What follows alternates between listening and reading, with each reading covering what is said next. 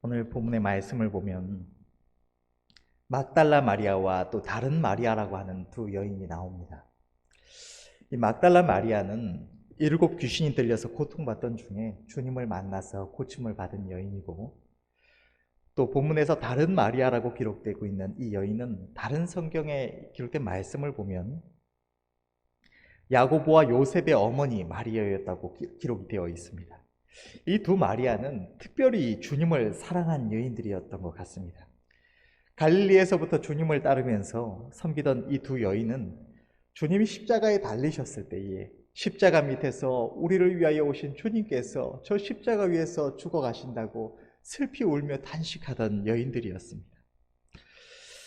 그들은 주님이 십자가에 달리셨을 때 가슴을 치며 슬피 울었고, 주님께서 죽으신 이후에도 아리마대 사람 요셉이 예수님의 시신을 이 무덤에 장사할 때도 끝까지 그것을 지켜보면서 가슴치며 울던 여인들이었습니다. 이 두 여인은 주님을 너무나 사랑했지만 일찍이 주님이 말씀하셨던 주님의 부활하심에 대해서는 잘 알지 못했던 것 같습니다. 그렇게 그녀들은 주님의 시신의 발을 이 향품을 준비해서 안식 후 첫날 새벽부터 주님의 시신을 보기 위해서 무덤으로 달려갔습니다. 그런데 여인들이 주님의 시신을 매장했던 그 무덤에 도착해서 보니까 무덤의 입구를 막았던 큰 돌이 이미 골려서 치워져 있는 것이었습니다. 주님은 이미 부활하셔서 그곳에 계시지 않았고, 그곳에는 천사가 기다리고 있었습니다.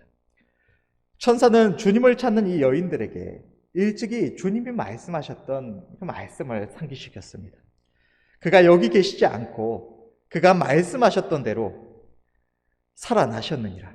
와서 그가 누우셨던 곳을 보라. 또 빨리 가서 그의 제자들에게 이르되 그가 죽은 자 가운데서 살아나셨고 너희보다 먼저 갈릴리로 가시나니 거기서 너희가 배우리라 하라. 보라, 내가 너희에게 일렀느니라.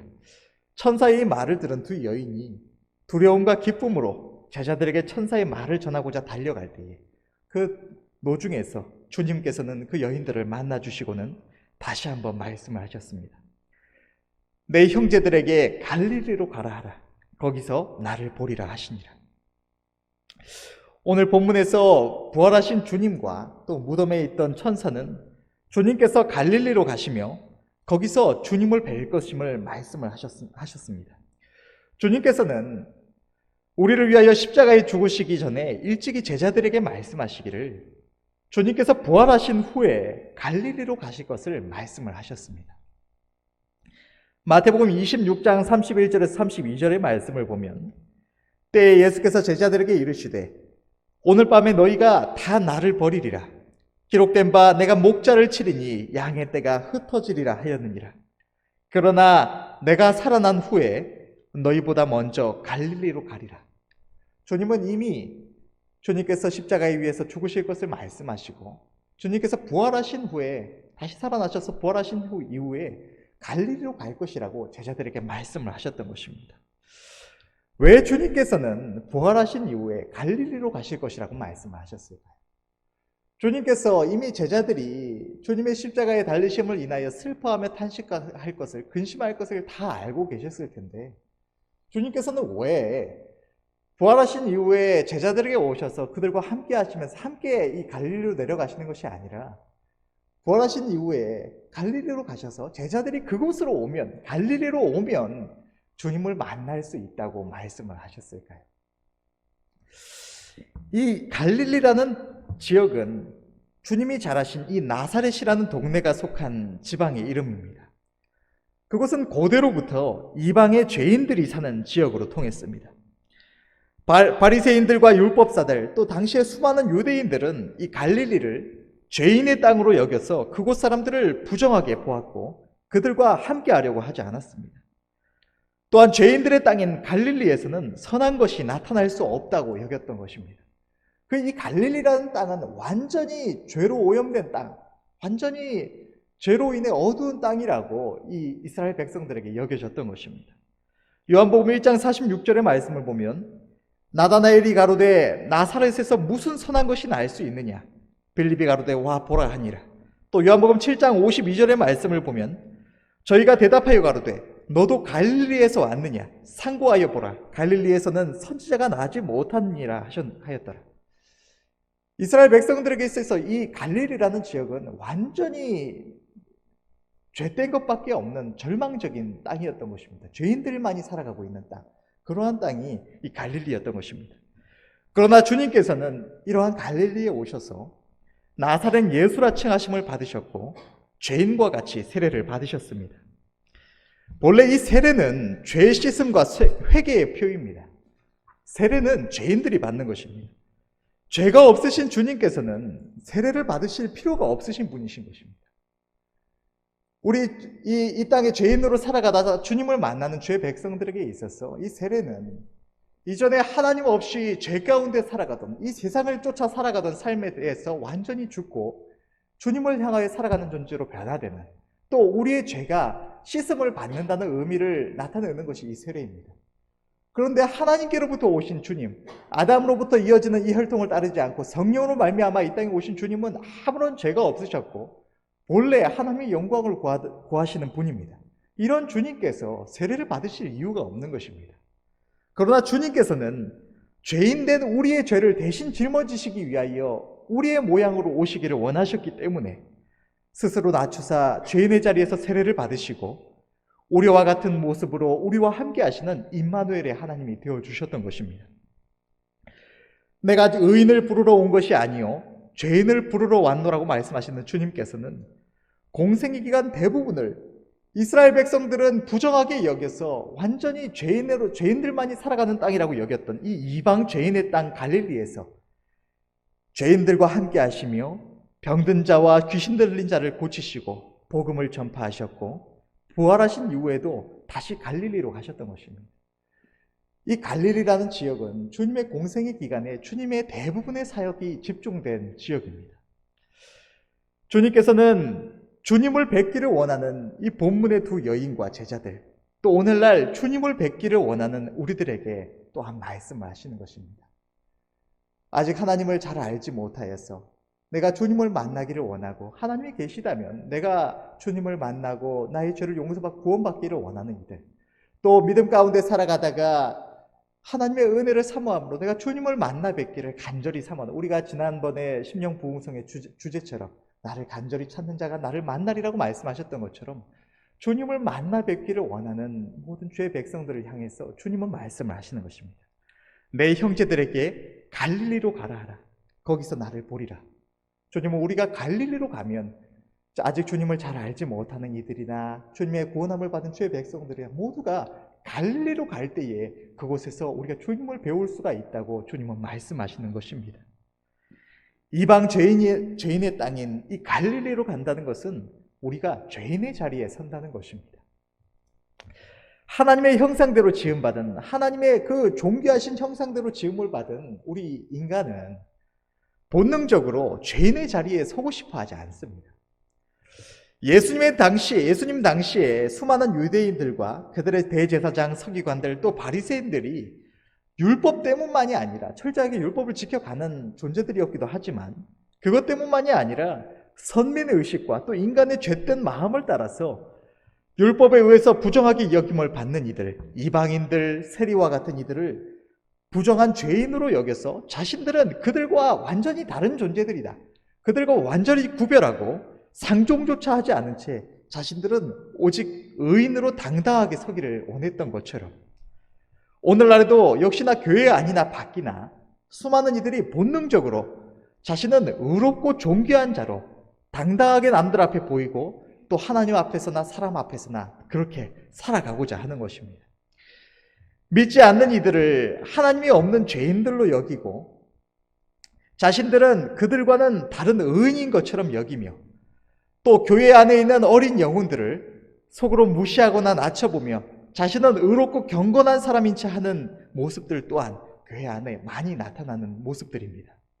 대놓고 그렇게 행하지 않는다고 하더라도 의식적으로든 무의식적으로든 죄인된 우리는 이러한 마음이나 생각 또는 태도를 가지기가 너무나 쉽습니다.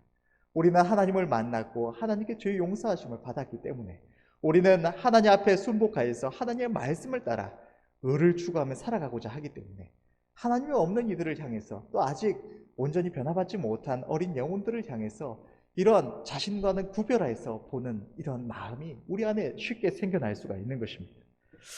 그러나 우리가 주님을 만나려면 우리는 의인이 아닌 죄인의 자리에 철저하게 내려앉아야만 합니다.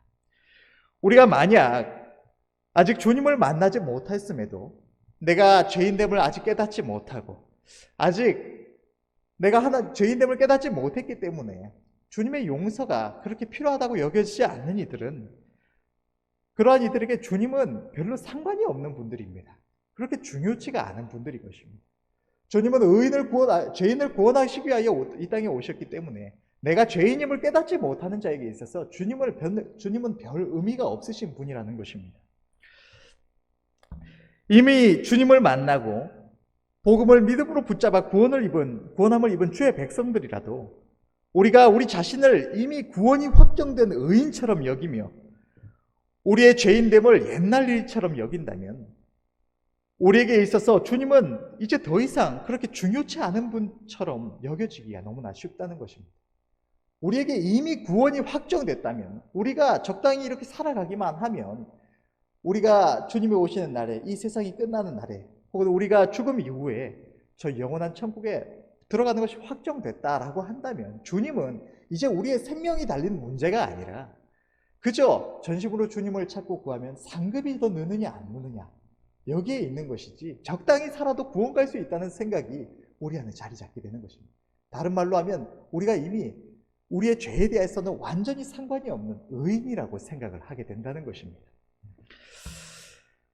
죄인에게 있어서는 하나님의 용서가 간절히 필요하고 그 죄인된 나에게 구원을 주시기 위하여 이 땅에 오신 주님이 너무나도 귀하고 소중한, 그 무엇과도 바꿀 수 없는 절대적인 보배가 되시지만, 내가 의인이라고, 내가 죄에 대하여 용서함을 받을 필요가 없다고 생각하는 사람은 주님이 필요하지 않다는 것입니다. 주님이 별로 소중하지 않다는 것입니다.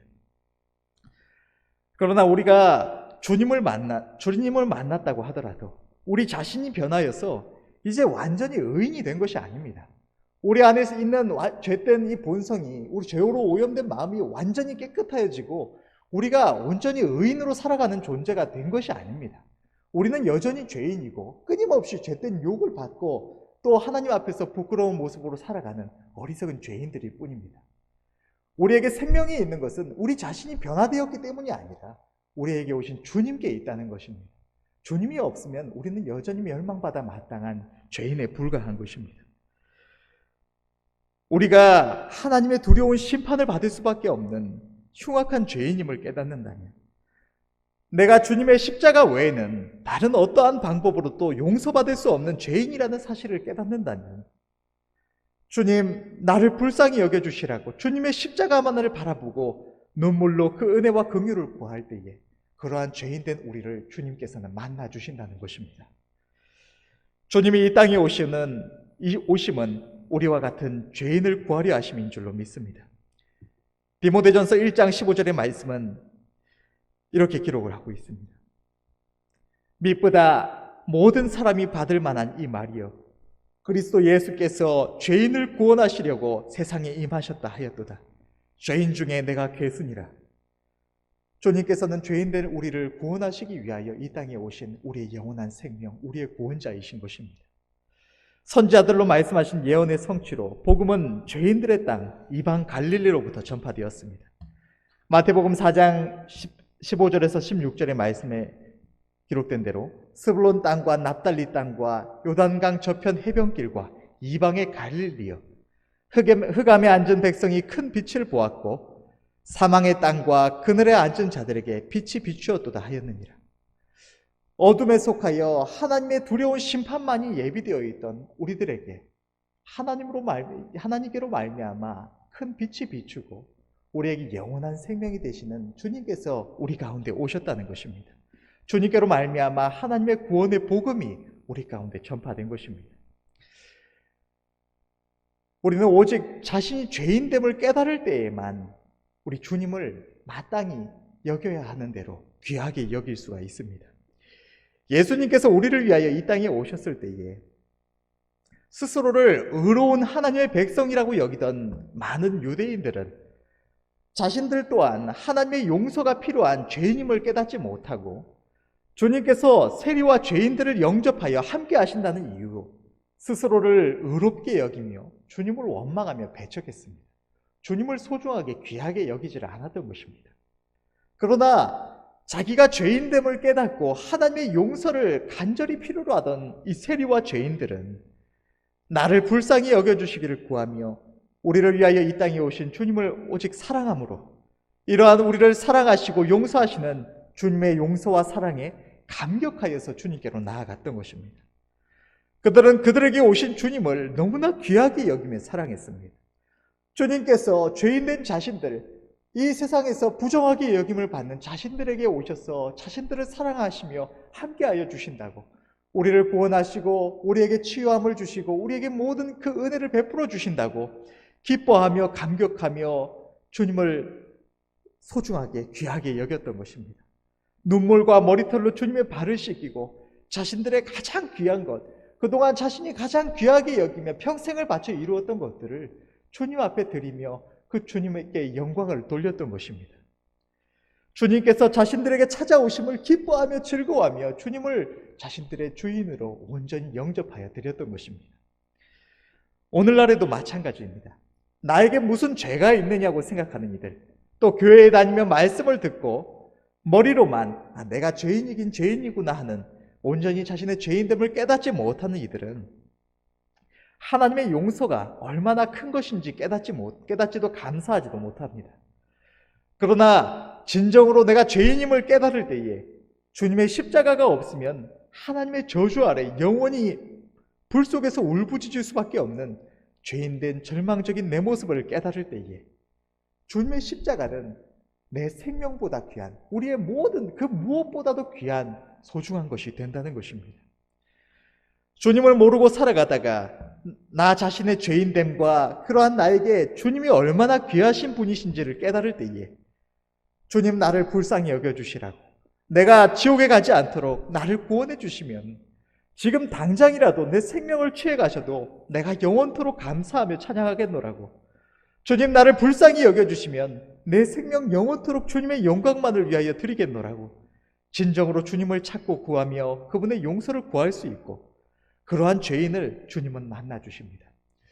심령부흥성의 주제처럼 나를 간절히 찾고 찾는 자가 나를 만나리라고 말씀하셨던 것처럼, 여러분, 주님을 간절히 찾는 자, 이 세상에서 가장 간절한 마음으로 주님을 찾는 자가 누구이겠습니까?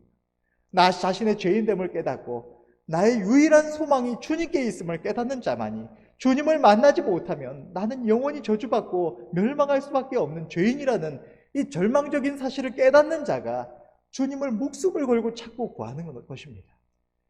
아직 주님을 만나지 못한 이들에게나 주님을 만나 주의 백성으로 살아가는 이들에게나 내 자신이 죄인됨을 깨달을 때에야 우리는 날마다 우리의 영원한 생명이 되시는 주님, 우리의 유일한 소망이 되신 주님을 마땅히 그래야 하는 대로 귀하게 여기며 온전히 모셔 섬길 수가 있다는 것입니다.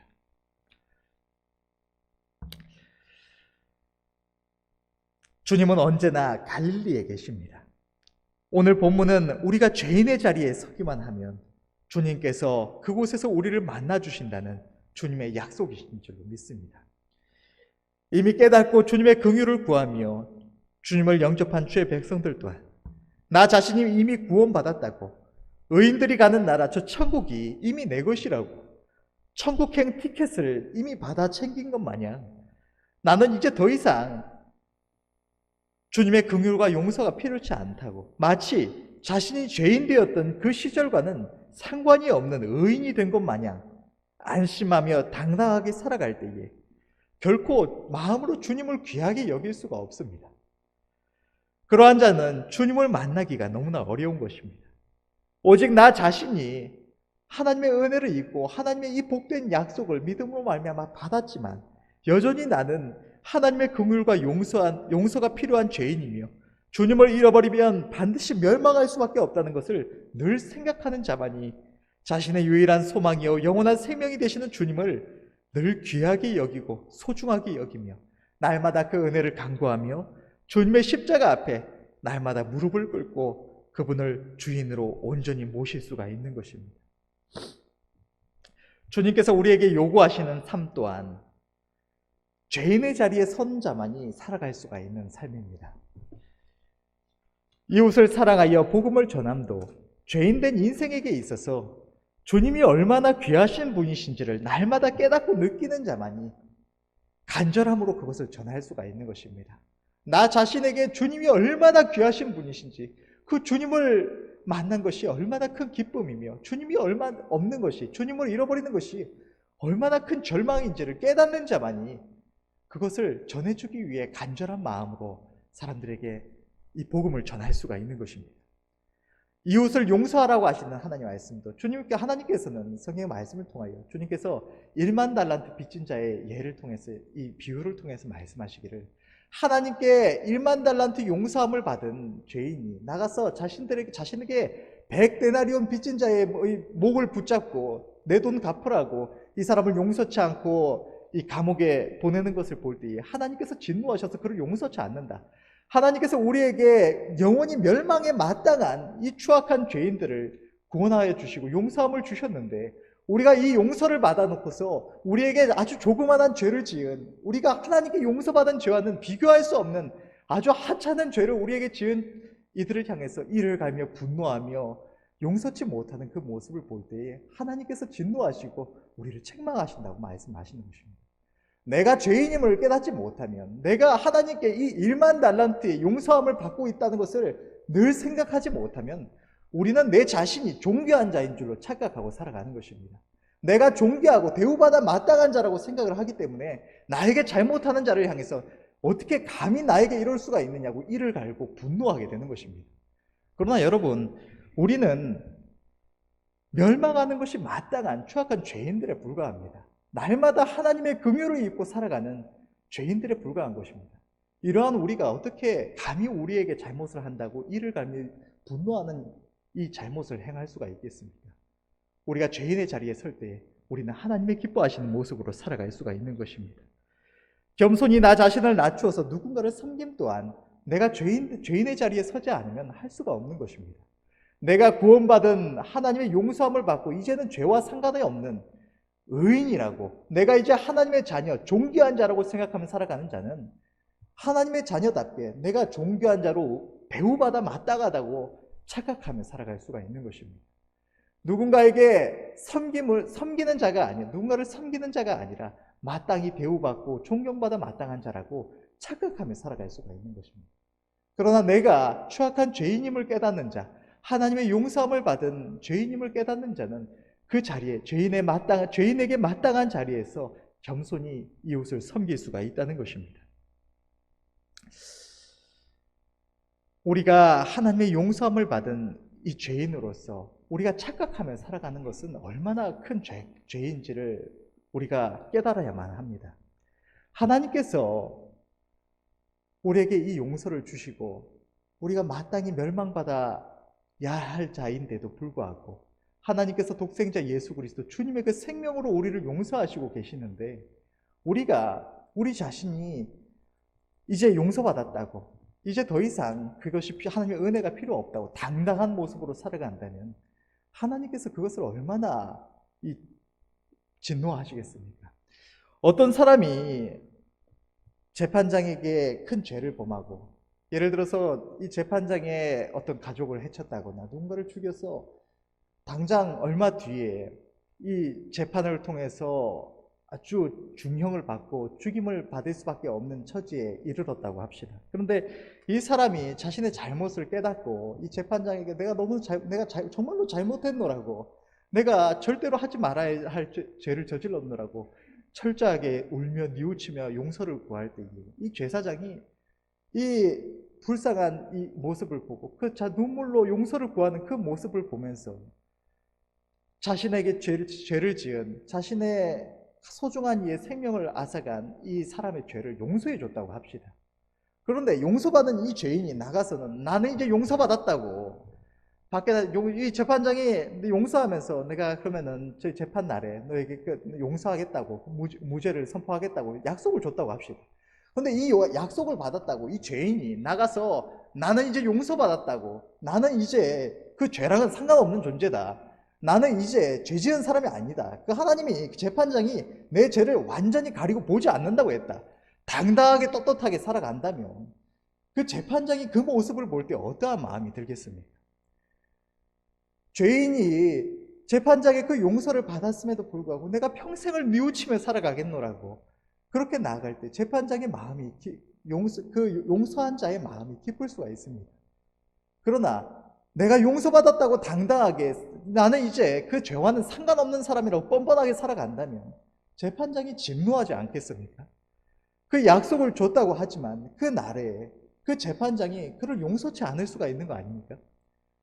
마찬가지로 하나님께서는 1만 달란트 탕감받은 우리가 100데나리온 빚진 자에게 내가 죄인이 아닌 것처럼, 내가 탕감받지 않은 자처럼 함부로 행할 때에 하나님께서 진노하시고 그를 다시 옥에 가두신다고, 벌하신다고 말씀도 하십니다. 두렵고 떨림으로 우리의 구원을 이루어 가라고도 말씀하십니다. 우리는 하나님의 이 용서를 그 은혜로 받았지만 여전히 우리는 죄인인 것입니다. 죄인의 자리에 서서 하나님의 그 긍휼로 인하여 마땅히 감사해야 하고, 죄인의 자리에서 우리의 죄를 뉘우치며 하나님의 기쁘심을 따라서 철저하게 순복하여 살아가는 것이 마땅한 죄인들이라는 것입니다. 성경은 빚을 탕감받은 자의 비유를 통해서 많이 용서함을 받은 자가 더 주님을 사랑한다는 것을 말씀하십니다. 이것은 더 큰 죄를 범하고 용서를 받으면 더 감사한다는 것이 아니라 내가 받은 그 사랑과 용서가 얼마나 큰 것인지를 깨닫는 자, 죄인된 내가 주님 안에 있는 이 영원한 생명을 얻고 생명길 가운데 행하기 위해서 얼마나 큰 하나님의 사랑과 용서가 필요했고 지금도 그것을 얼마나 받고 있는지를 깨닫는 자가 주님을 더욱 사랑한다는 것입니다.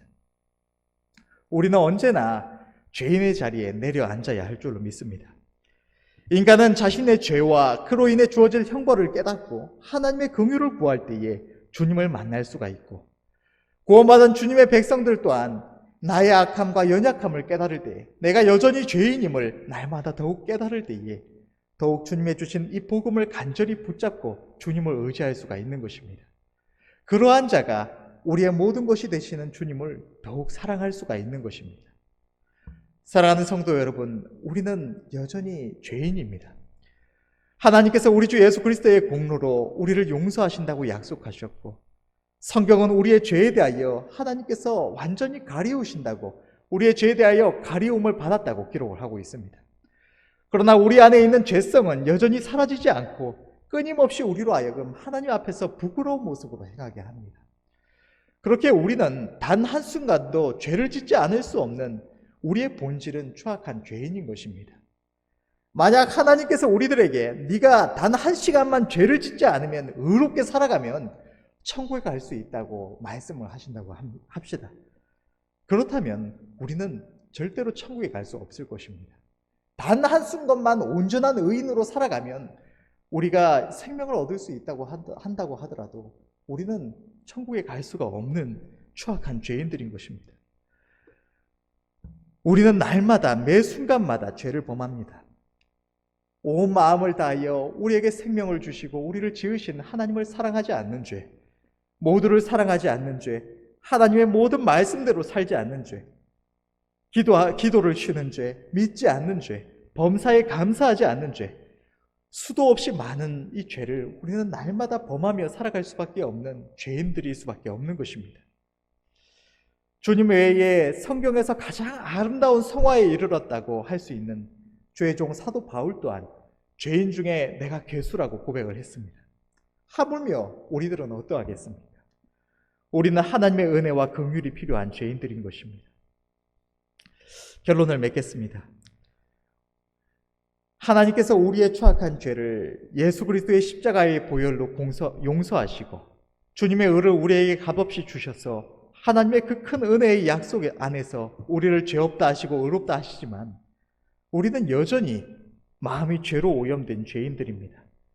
우리의 죄된 죄성이 사라진 것도 아니고 저 천국이 무슨 티켓처럼 우리에게 주어져서 우리에게 천국행이 확정된 것 또한 아닙니다. 우리는 여전히 주님의 도우심이 필요하고 그 은혜와 긍휼이 너무나 소중한 죄인들일 뿐인 것입니다. 성경은 수많은 주의 백성들이 구름과 바다 위에서 세례를 받고 성령의 불구름 기둥을 따라 행하였지만 광야에서 하나님께서 그들을 기뻐하시지 않으신 거로 수많은 이들이 멸망했다고 기록을 하고 있습니다. 우리가 우리의 본질을 잃어버리고 의로운 체하며 당당하게 살아갈 때 우리는 어느새 주님의 소중함을, 주님이 얼마나 귀하신 분인가를 잊어버리고 주님을 잃어버리게 될 수가 있다는 것입니다. 그러면 우리는 그 순간 멸망할 수밖에 없는 절망적인 죄인들입니다. 우리는 갈릴리로 향해야 하겠습니다. 우리는 갈릴리, 이 죄인의 자리로 향하여 그곳에서 주님을 만나고 주님을 붙쫓아 모셔 섬겨야 할 줄로 믿습니다.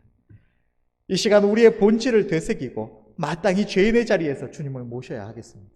나의 어리석고 연약함을 당연시하며 이제는 구원받았으니 상관없는 것처럼 여길 것이 아니라 주님을 섬기며 전심으로 충성하며 주님께로 향하는 것이 어떤 상급을 조금 더 받고 아니고에 있을 뿐 나는 이제 구원받았다고 당당하게 여기며 살아갈 것이 아니라 하나님의 그 긍휼을 간구하는 자의 모습으로 주님을 귀하게 여기며 전심으로 붙쫓아 섬겨야 합니다. 나의 죄와 연약을 하나님 앞에 날마다 고백하며 그 은혜와 긍휼을 구하며 이러한 죄인에게 주님이 얼마나 귀하고 소중한 분이신지를 날마다 우리의 마음에 새길 수 있기를 원합니다. 그리할 때 주님은 우리를 만나 주셔서 우리와 함께 하시며 더욱 큰 은혜와 긍휼을 베풀어 주시고 우리 모두가 우리의 생명보다 귀하신 주님을 말이나 생각만이 아니라 우리의 중심, 우리의 마음으로 가장 귀하게 여겨 붙쫓아 섬길 수 있을 줄로 믿습니다. 마땅한 감사와 영광을 주님께 돌리며 마땅한 사랑과 충성을 바치며 그렇게 넘치는 은혜 안에서 저 영원한 나라에 이르기까지 주님과 동행하는 우리 모두가 될 수 있을 줄로 믿습니다. 이 은혜가 우리 모두에게 있기를 간절히 바랍니다. 기도하겠습니다.